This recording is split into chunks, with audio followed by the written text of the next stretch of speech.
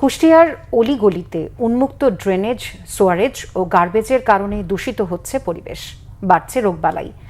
এ নিয়ে একাধিক প্রকল্প হাতে নেওয়া হলেও এতে কোনো ইতিবাচক প্রভাব পড়েনি বলে অভিযোগ পৌরবাসীর। কুষ্টিয়া থেকে হাসান আলী তথ্য ছবিতে ডেস্ক রিপোর্ট। উন্মুক্ত বর্জ্য ব্যবস্থাপনার কারণে দূষিত হচ্ছে কুষ্টিয়া পৌরসভার চারদিক। আশপাশের নোংরা পানি ও দুর্গন্ধে চরম বিপাকে স্থানীয় বাসিন্দা ও পথচারীরা।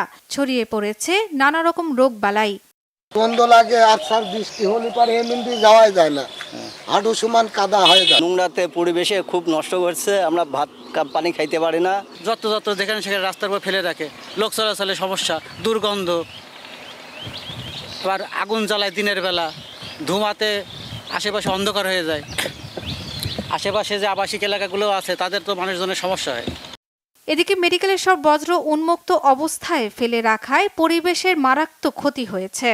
বিশেষজ্ঞরা ধারণা করছে যে ক্যান্সার, স্কিন ক্যান্সার বা অন্যান্য ক্যান্সার যেগুলো হয়েছে সেগুলো অ্যাকচুয়ালি দেখা যাচ্ছে মেডিকেল বর্জ্য দ্বারাই বেশি সরাইছে। শহরের বজ্র ব্যবস্থাপনার সম্ভাব্য সমাধানের কথা জানালেন এই পরিকল্পনাবিদ। মাসে হয়তো 50 টাকা বা 100 টাকা দেওয়া লাগে, এটার বিনিময়ে আমরা প্রত্যেক নাগরিকের বাড়ির থেকে ভ্যানের মাধ্যমে আমরা বর্জ্যটা কালেক্ট করি। খুবই দুঃখজনক, অনেকেই এখনও এই ভ্যান সার্ভিসের আওতায় আসেননি। তো যারা আসেননি তারা হয়তো আশপাশের ড্রেনে বা পরিবেশে তার বর্জ্যটা ফেলছেন, যেটা আমাদের পৌরসভার পক্ষ থেকে পরিবেশকে রক্ষা করার জন্য যে আমরা কাজ করে যাচ্ছি সেটা বাস্তবায়নের পক্ষে একটা বড় অন্তরায়।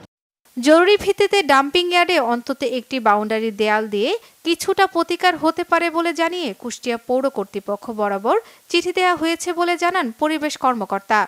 বিধিমালা 2008, মেডিকেল বর্জ্য বিধিমালা 2008 অনুযায়ী কিংবা কঠিন বর্জ্য বিধিমালা 2021 অনুযায়ী যদি আপনারা ব্যবস্থাপনা না করেন, তার মানে আপনারা পচনশীলটা একটা ড্রামে এবং অপচনশীল একটা ড্রামে করে আমরা যদি সিটি কর্পোরেশন বা পৌরসভাতে দিই, তাহলে কিন্তু আমরা এই দূষণ থেকে মুক্তি পাবো এবং শুধু এই দূষণ থেকে মুক্তি পাবো, নিজেরাই সুস্থ থাকবো। আশ্বাস নয়, কার্যকর পদক্ষেপ চায় পৌরবাসী। Bangla vision news desk.